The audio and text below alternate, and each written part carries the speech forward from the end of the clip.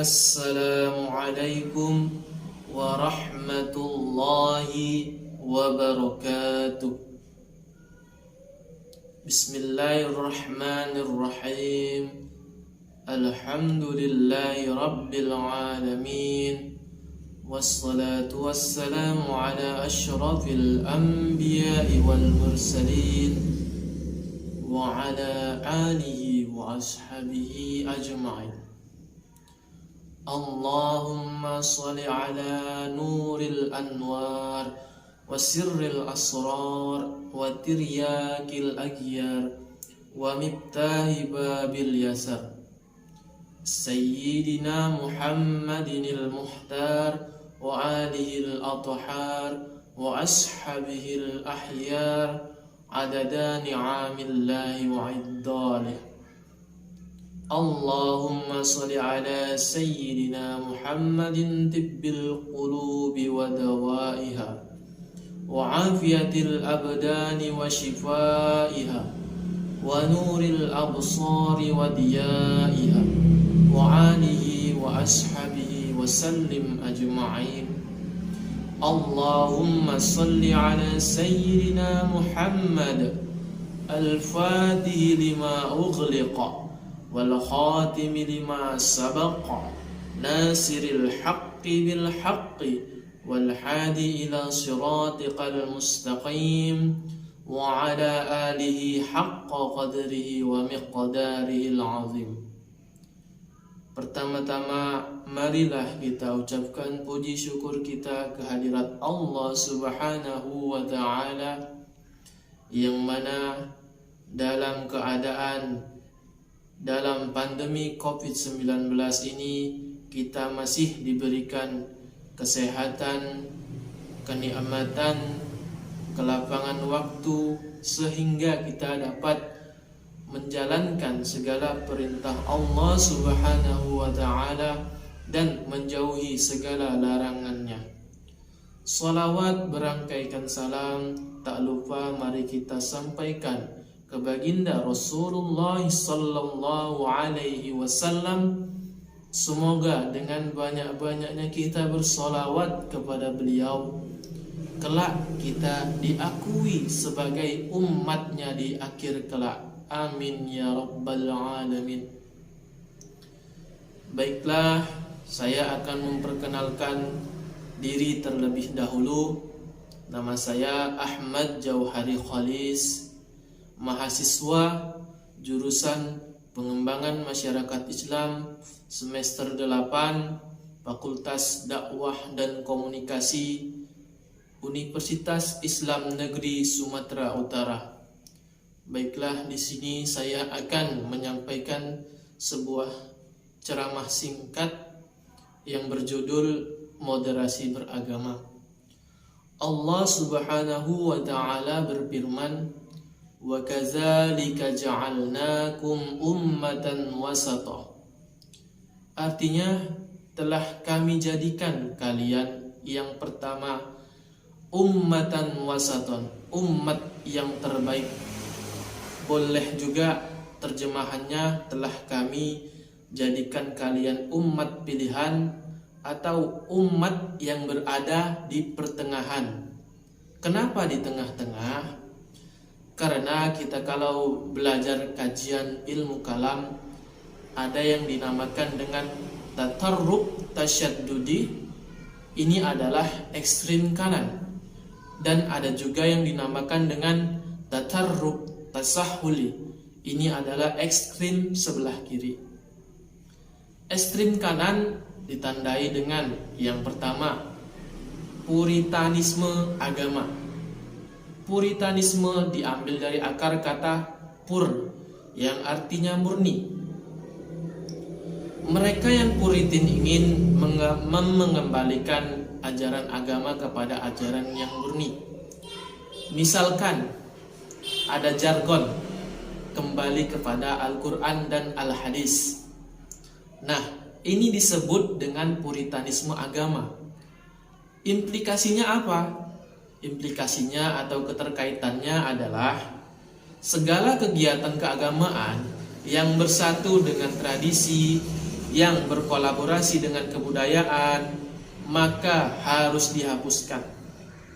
Akhirnya ketika ada yang merayakan Maulid Nabi, tahlilan bersama-sama, ziarah kubur, sholat hajat bersama-sama, zikir bareng, akhirnya dikafirkan atau dibid'ahkan.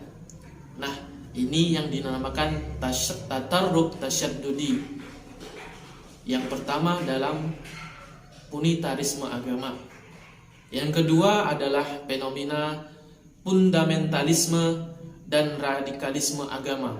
Adalah dua hal yang saling berkaitan. Fundamentalisme diambil dari kata fundamen. Fundamen artinya dasar. Radikalisme diambil dari bahasa Latin, radix, artinya adalah akar. Ini sama, tapi satu tingkat di atas puritanisme. Karakteristiknya adalah takfiri, senang mengkafirkan ideologi, mengkafirkan demokrasi, mengkafirkan nasionalisme, mengkafirkan Pancasila. Yang menganut sistem ini, mereka yang demokrat, mereka yang nasionalis, mereka yang Pancasilais, maka mereka adalah kafir. Ini adalah fenomena fundamentalis dan radikalisme agama. Dan ada yang lebih atas, yang ketiga. Level yang tertinggi namanya irhabi. Irhabi adalah bahasa Arab. Dalam bahasa Indonesia adalah terorisme. Nah, ini adalah irhabi. Tatarruk tasyaddudi yang ketiga, ekstrim kanan yang ketiga. Dia biasa mengambil ayat Al-Qur'an. Wa man lam yahkum bima anzalallahu faulaika humul kafirun. Artinya, mereka yang tidak berhukum dengan hukum Allah, maka mereka kafir. Lalu halal darahnya, boleh dibunuh atau dibom. Nah, ini tatarruk tasyaddudi. Ini di sebelah kanan. Kemudian ekstrem kiri, namanya tatarruk tasahuli. Biasa ditandai atau biasa disebut liberalisme. Diambil dari kata liberal. Liberate artinya membebaskan. Sedangkan kalau agama itu kan menggampang-gampangkan. Agama itu gampang, tapi jangan digampang-gampangkan. Lalu di mana posisi gerakan dalam moderasi beragama ini? Tentunya kita sebagai umat Indonesia, sebagai umat yang banyak, umat pilihan, umat pertengah-tengahan, apakah tidak punya sikap? Nah, di antara yang kanan dan yang kiri, tentu tidak. Kita harus punya sikap. Gerakan moderasi beragama itu berpegang teguh kepada kebenaran. Akan tetapi sikapnya yang pertama tasammuh, penuh toleransi. Yang kedua tawassut dan i'tidal, yang berpegang teguh kepada keadilan. Yang ketiga yaitu tawazun, artinya seimbang. Sehingga orang yang moderat itu ketika dia bertegur sapa dan dengan yang lain, maka dia akan tersenyum. Itulah contoh dari orang-orang moderat tadi. Kemudian ada hadis Nabi yang mengatakan tabassumuka fi wajhi akhika shadaqah. Senyummu, kata Nabi, yang kau lemparkan kepada saudaramu itu adalah sedekah. Orang yang moderat, penuh dengan senyum, penuh dengan paras yang riang. Yang kedua, kalau ada orang yang datang untuk berdiskusi, untuk berbicara, datang untuk mengajak berdebat, maka dia berpegang teguh, berlandaskan kepada Al-Quran. Allah Subhanahu wa ta'ala berfirman, Ud'u ila sabili rabbika bil hikmati wal mau'izatil hasanah wajadilhum billati hiya ahsan. Suruhlah manusia kepada jalan Tuhanmu dengan cara yang baik, dengan nasihat-nasihat yang baik. Dan kalaupun harus berdebat, maka berdebatlah dengan cara yang terbaik. Itu kata Allah Subhanahu wa ta'ala. Dengan adab, dengan akhlak. Ini gerakan yang dinamakan gerakan moderasi beragama. Yang ketiga, kalau datang kepadanya orang yang lemah atau miskin, maka ia menyambut dengan cara yang baik. Nabi Muhammad SAW telah mencontohkan terlebih dahulu kepada sahabat-sahabatnya yang terlebih dahulu, yang telah mendahului kita. Kana sallallahu alaihi wasallam ahsanan nasi khuluqan wa khalqa. Nabi Muhammad sallallahu alaihi wasallam parasnya terbaik, parasnya ganteng, parasnya tampan, murah senyum. Itulah Nabi Muhammad sallallahu alaihi wasallam. Akhlaknya juga terbaik. Salah satu contohnya apa? Ketika ada orang yang lemah datang kepada Nabi, kalau ada orang yang miskin datang kepada Nabi, Nabi menjawabnya itu langsung bergegas, terburu-buru, langsung menyambut.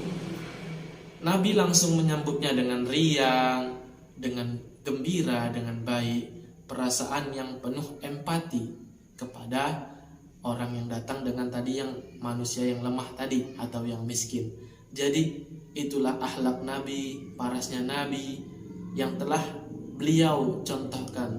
Semoga kelak kita diakui sebagai umatnya Nabi Muhammad sallallahu alaihi wasallam.